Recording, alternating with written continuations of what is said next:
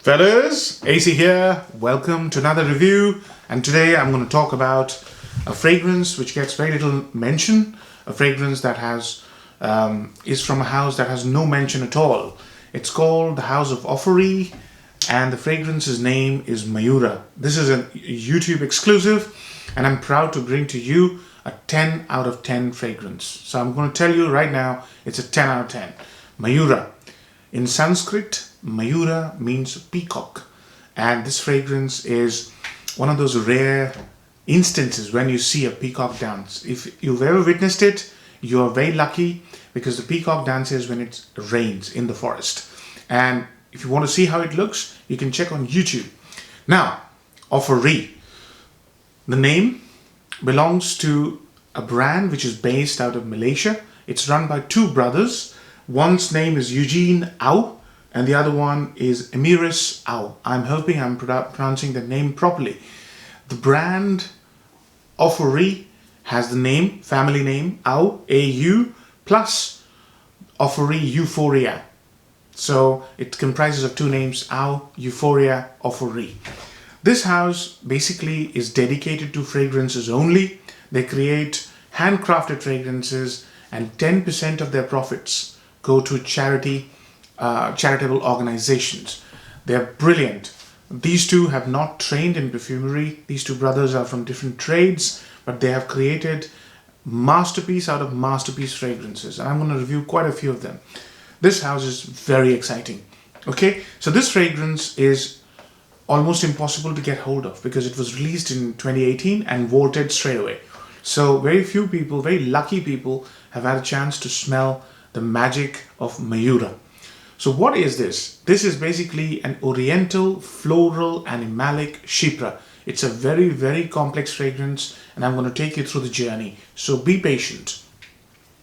When you first spray, and I sprayed it about 5 minutes ago, when you first spray, you're greeted with a melange of notes, but all beautiful. It's as if you're watching a magnum opus, and the moment you watch it, you know, it's like watching Ben-Hur. The star cast is so wide and big and rich, but you still have this beautiful, coherent story.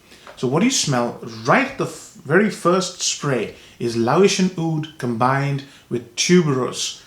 Now, tuberose has a very deep meaning in Indian mythology, just like peacock. Peacock has got a very big place in Indian mythology. In fact, Lord Krishna, you'll see Lord Krishna always with a peacock.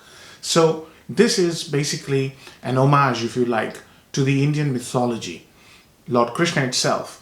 And it's very alluring and full on, right? So you smell Laotian oud combined with tuberose. And along with tuberose, you have this beautiful aldehydic booziness. I'm assuming they've used aldehydes but not mentioned. And the booziness comes from a fantastic note of wormwood. Wormwood also makes the fragrance bright. It's never, in spite of using heavy notes, indolic notes, it's never dimmed down or heavy to pull off. It's not. Especially in winter, especially this time. At the moment, it's quite mild. So we're getting 7 degrees, which is very rare in January or December. Now, there are 3 florals, big florals, tuberose, ylang-ylang. Ylang-ylang with wormwood also creates this boozy nature, very boozy. And along with ylang-ylang, there is this amazingly seductive, narcotic jasmine, as if you are wearing a jasmine garland. It is mind-bogglingly beautiful. Yeah. So these are the florals, white florals, if you like. There's also a very enchanting, light touch rose, very deep, but you only get it because it's a Chypre. You only get it when you focus towards the mid stages of the fragrance. It's a very long fragrance. Now, when the fragrance starts to dry down a bit, that's when the powdery nature of jasmine comes out. This beautiful aldehydic powdery jasmine, along with tuberose. Tuberose is one of the most finest notes when it's used with ylang-ylang. I've seen this in many vintage classics. You know, they also throw in a peach just to make it a bit more fleshy and fruity. No peach here, no fruits here. So it's not fleshy and fruity, but it's very, very narcotic. Really narcotic. Almost otherworldly. Yeah. Laotian oud has this beautiful note of finery, of woody tobacco dryness, and that's what I smell. So tobacco, dryness, narcotic florals, and booziness. That's all. That's the theme of the fragrance for about 3 hours. When the fragrance dries down a bit more, there's this strange sweetness that comes in, along with a lot of spiciness, as if you're smelling turmeric. Yeah, and turmeric also has a huge importance in Indian mythology. So turmeric comes in, and strange sort of sweetness, which I've witnessed many times. I've tested it many times, and I'm very lucky to have. I'm going to really savor this because it's very hard to get hold of this fragrance.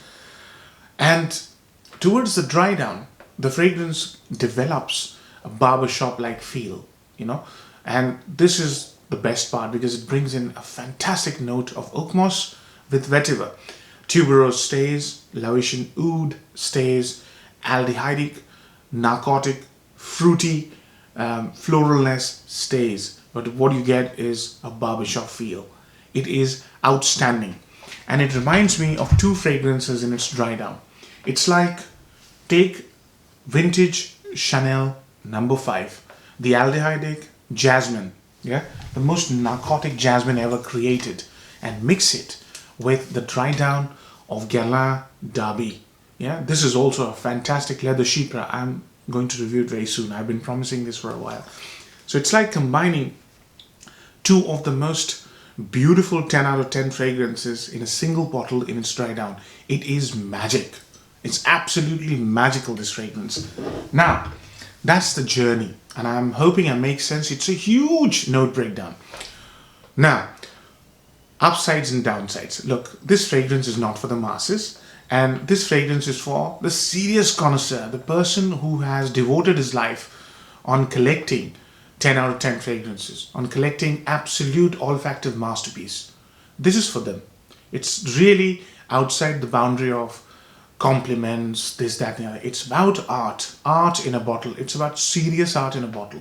When you sit down in front of a masterpiece art, it really doesn't matter when it was created because it is timeless. This fragrance is like that. It's a timeless masterpiece. It completes your desire to have one of the finest fragrances in your collection. I'm not joking. It's an outright wonderful masterpiece. That's the biggest upside, if you like. Now, the second upside is the complexity of the fragrance. If you really like complex, I know white florals put people off. Don't be put off. Here, it doesn't smell like a woman's fragrance. It smells like a very complex fragrance which can be worn by either a man or a woman. So the complexity of the notes, the creativity of the notes, how to bring in these amazingly heavy notes together is the biggest achievement of this fragrance. Mayura is outstanding. It's just I feel like doing a standing ovation, an obeisance, This is superb, just superb. Now, the downsides. Well, before I go to the downsides, another one would be the value for money. This is not cheap, guys. This is expensive if you can ever get hold of it. So normally, an Auphorie sells in 30 ml Extrait concentration, and the price ranges between 180 and 250 pounds, US dollars, sorry. 180 to 250, that is tremendously pricey. It's going in the region of Roja, but none of the Rojas can do what an Auphorie does, what Mayura does. Mayura is super complex, right? And amazing to wear. So those are the three upsides, the downsides. Now the number one downside is this is not for the masses. When you see a 10 out of 10 fragrance rated by Luca Turin or whoever, even myself, don't go and blind buy. If you can ever blind buy this, it is impossible to get hold of. But this is not for the masses. This is for the serious connoisseur, real student of perfumery. If you're one of those, this will be for you. If you're not, don't worry about it. Compliment factor, I can't see myself getting any compliment from anybody apart from a serious connoisseur. Person who knows their fragrances, they will absolutely get wowed by this. Occasions. This fragrance is not dependent on occasions. This is where you want to wear, when you want to wear, when you want to enjoy perfumery as the finest art or finest form of human expression. That's when you wear this. It's really above all of those things. So age groups, again, you could be a 20-year-old with a fabulous nose, fabulous sense of smell, to appreciate a complex fragrance, it's for you. So it's again ageless, timeless, occasionless. I have tried it in summer. It did not fall apart. It didn't asphyxiate me. It brought in the indolic aspects of jasmine to the fore. In winter, well, it's mild weather at the moment, I don't get so much indolic jasmine. I get a more balanced, harmonious symphony of notes. I'm speechless as to how beautiful this fragrance is.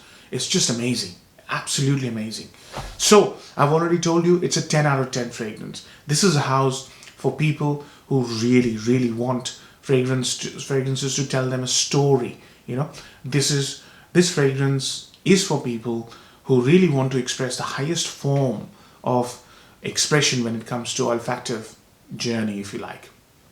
This is not for people who want to impress others or who want to get compliments. It's not. I'm not saying it's not a worthy cause. It's a pretty worthy cause to get compliments from others. But this fragrance is not about all that. It's about you and the enjoyment you get from highest form of perfumery possible. So I hope you enjoy the review, fellas. I'm very emotional with this fragrance. I absolutely adore this, and I think that comes across. So I hope you enjoy the review, fellas. I'll do a few more from this house. This house has really caught my interest, and if I ever get a bottle of Mayura, whatever the price, I'll take it. That says a lot, doesn't it? Take care. Bye bye.